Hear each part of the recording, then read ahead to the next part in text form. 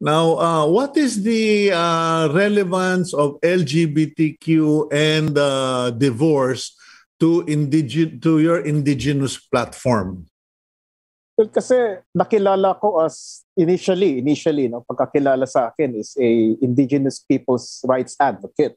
Mhm. And then eventually, dahil pinagalaman mo yung human rights ng IPs, you can't help but also be involved in other human rights advocacies.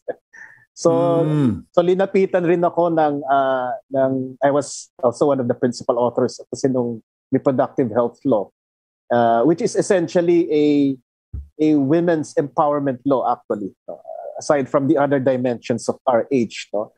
So linapitan ako ng LGBT community who were one of our partners dun sa RH advocacy. And they explained to me, no, that there is systemic discrimination against LGBTQ community. Kasi ako, initially, akala ko wala.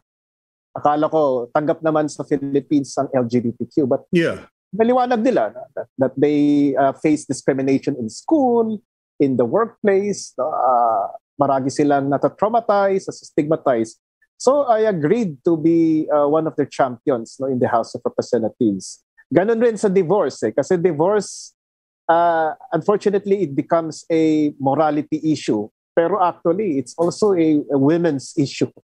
Not just women in the Philippines, but very much an OFW issue rin. No? Dahil nga kinikwento nila, nagpapadala sila ng kanilang remittance sa mga asawa nila. Eh, yung mga asawa nila nakatira na pala sa ibang bahay, sa ibang pamilya. So, even the overseas Filipinos, a lot of them are pushing for a divorce law. But yung sa aming version is divorce with conditions. So again, it all boils down to being a human rights advocate, which started during my first term as an indigenous people's human rights activist. Yeah, what do you mean by divorce with conditions? Kasi sa America, no-fault divorce. Yung iba naman, a divorce based on adultery. But what do you mean divorce on condition? Yung mga ganon, no? Like adultery, wife beating, o binubugbog yung mga anak, o matagal na silang nakatira sa ibang mga bahay, no? So there are conditions, no, before divorce is approved, no?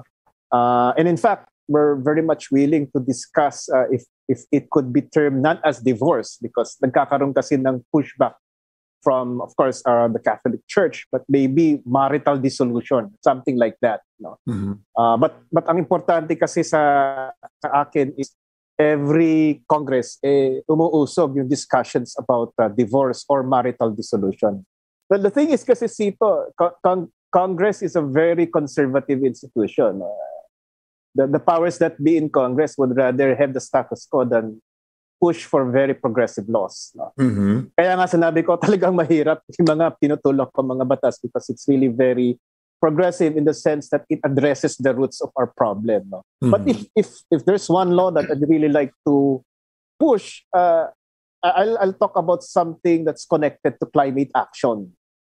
Kasi ang climate change, hindi lang naman buhay ng Pilipinas. It's buhay ng buong mundo. I mean, if you don't stop climate change, and I believe in that, then sabi nga nila by 2030, if the temperature increases by 1.5 degrees on the average, then the damage to the planet will be irreversible. So might as well focus on that kung tinatanong mo ako na isang bill, which is to try to phase out the coal and diesel power plants in the Philippines. I say phase out kasi hindi naman biglaan yan, but there's really a need for the whole world, not just the Philippines, to shift to safer and cleaner renewable energy.